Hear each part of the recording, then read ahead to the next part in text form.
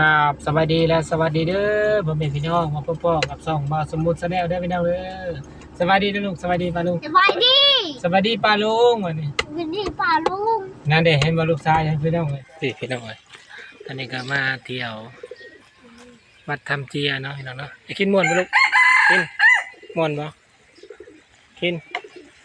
นะพี่ลูกม่วนบ่ม่วนแห้งกันแล้วเลยกินอันนี้กินอันปลาทองอันยังมาพี่ลูก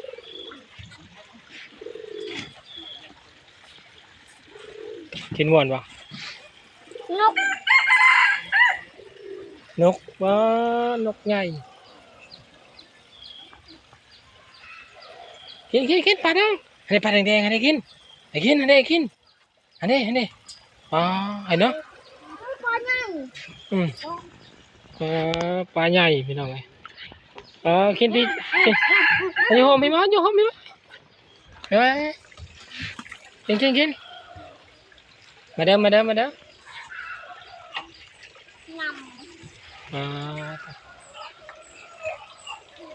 ตอนนี้ก็พาลูกชายมาเที่ยวนะพี่น้องเนาะอยู่วัดธรรมเจียเด้อพี่น้องเด้อก็เลยเข้ามาติดตามก็จะเริ่มกดไลค์กดแชร์กดติดตามพี่น้อง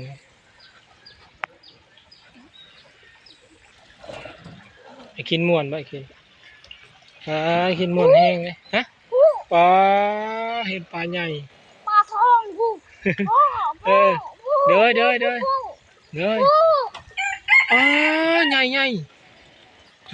ปลาทองใหญ่ๆอยู่ดินี่ปุ๊บมันเอาหัวหารนี่ใช่ไหมเงาหวานเห็นหัวอะไรกิน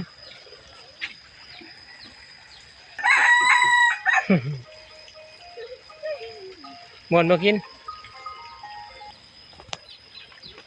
สวัสดีครับเป็นบรรยากาศงามๆเนาะเนาะอยู่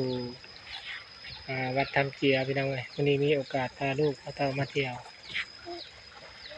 นี่มาเบิ่งปลาเนาะ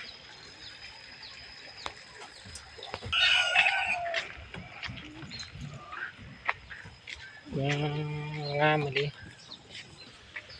มีเป็นภาพบรรยากาศตองปลาใหญ่นะคนนี้เนาะอยู่ธรรมเจียงามเลยพี่น้องกินเห็นแบบนี้นะอยากใกล้ร้ายได้ลูกมันยังอยากมีแข่มันยังได้มาเบิ่งน้ำด้วยอย่ายังเนี่ยในอ่างบ่ให้ยางได้ยังไม่จะไปลงเลยลูกเบิ่งเลยกิน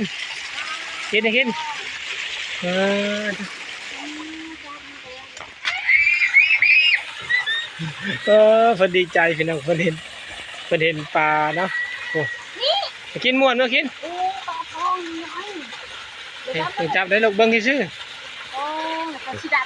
พอดีปลาเนี่ยเนาะพี่น้องเนาะปลาใหญ่ตื่นเต้นเลยปลาใหญ่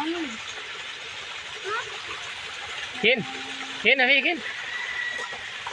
นั่งนี่เขาจะถ่ายไว้เตะเด้อ